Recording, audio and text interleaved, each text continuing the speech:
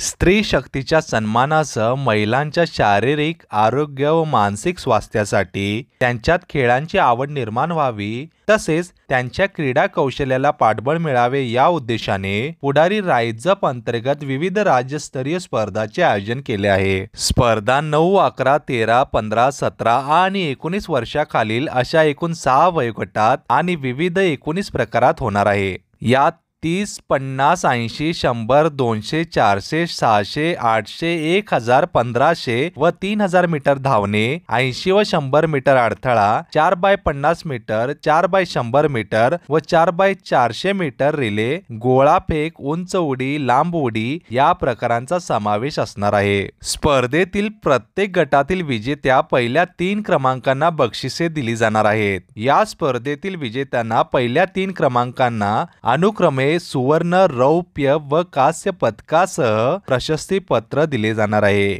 याखेरीज सर्व वयोगटातील पहिल्या 6 क्रमांकाच्या विजेत्या खेळाडूंना रोख पारितोषिक देऊनही गौरविण्यात येणार आहे। सायंकाळी केएमटी बसची व्यवस्था स्पर्धेसाठी येणाऱ्या महिला मुलींसाठी कोल्हापूर महानगरपालिकेच्या सहकार्याने केएमटी बसची व्यवस्था करण्यात आली आहे। सायंकाळी 5 व 6 वाजता शिवाजी विद्यापीठ सिंथेटिक ट्रॅक ते कोल्हापूर रेल्वे स्थानक या मार्गावर 2 बसेसची व्यवस्था असणार आहे। याशिवाय दिवसभर कागल कनेरी मठ या मार्गावरील बसेसही सिंथेटिक ट्रॅक मैदानाशेजारील स्टॉपला थांबणार आहेत आणि याचा लाभ महिला खेळाडू, पालक, प्रशिक्षकांनी घ्यावा असे आवाहन केएमटी प्रशासनातर्फे करण्यात आले आहे। स्पर्धेत सहभागी सर्व स्पर्धकांना बिन स्पर्धे दिवशी स्पर्धेच्या ठिकाणी सकाळी 7 ते 9 या वेळेत मिळतील। मैदानावर नवीन रजिस्ट्रेशन घेण्यात येणार नाही याची सर्वांनी नोंद घ्यावी। मित्रांनो, आपण जर बागी मीडिया वनला प्रथमच भेट देत असाल तर या चॅनलला सबस्क्राइब करा।